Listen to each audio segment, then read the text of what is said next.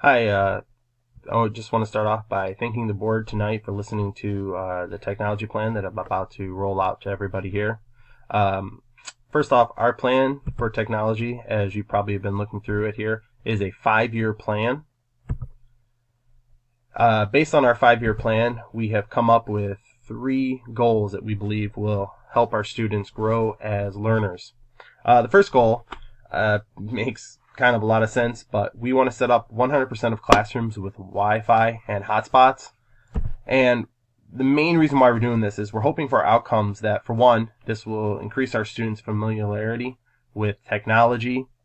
It will also help them with understanding that safe practices when using technology. So we plan on incorporating that into our education, teaching them how to safely go on, how to prevent cyberbullying, what to do if they see cyberbullying. But again, can't do that if we do not have our Wi-Fi. One of the big reasons why we're doing this is it has been found that in the United States, only 1 in 7 homes are equipped with computers, yet 94% of students have access to cell phones. So what we're looking for is a 1-to-1 ratio, which has been shown to increase education among our students. It has been shown that increase in technology has also an increase into achievement, which we'll also see in goal number 2.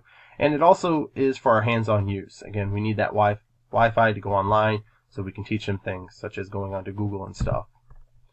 Which is why in goal number 2, as you can probably see on your plan there in front of you, is to equip our students with their own personal electronic device.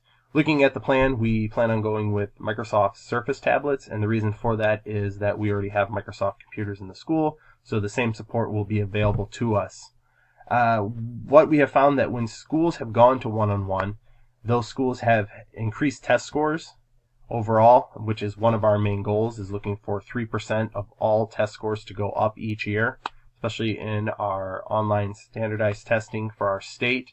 And as we know, recently our school has not done as well in that area in our different schools.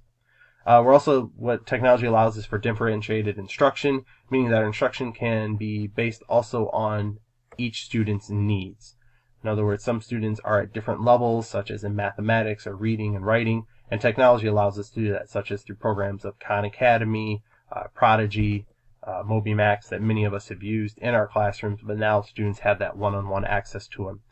Technology also shows that when students have access to it, they are more engaged and able to learn, and students, even on their own, will have individual goals. So we're able to individualize goals, same like the idea with our instruction, when we have that technology available to them.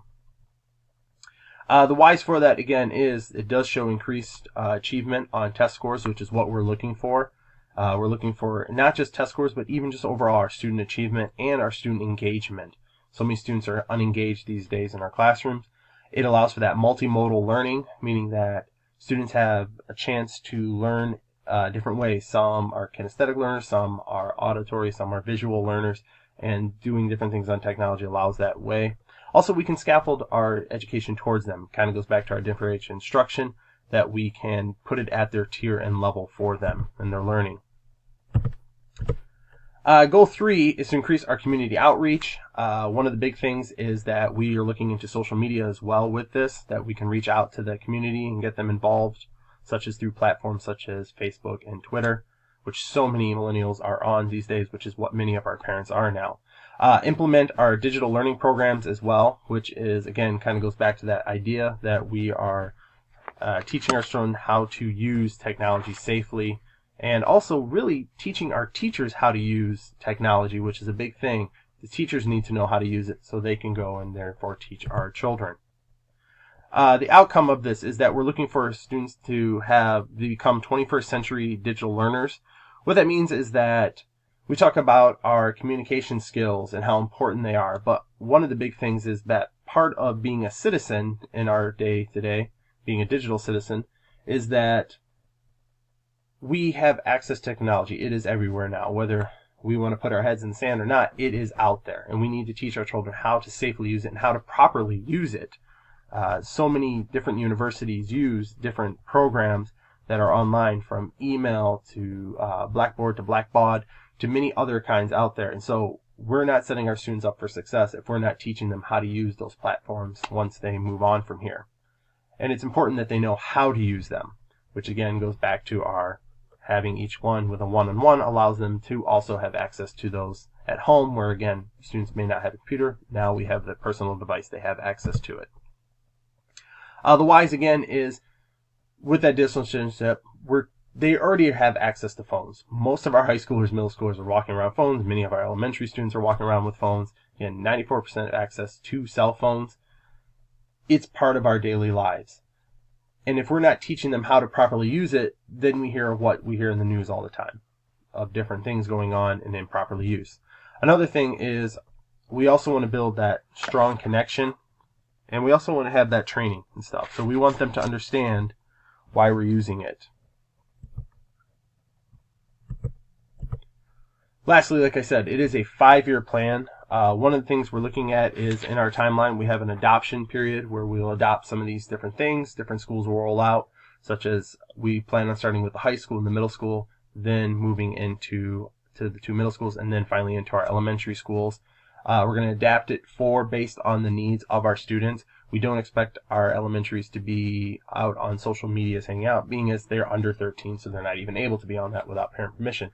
So we're not going to be on that. But again, we can adapt it for our high schoolers who may be blogging and different things.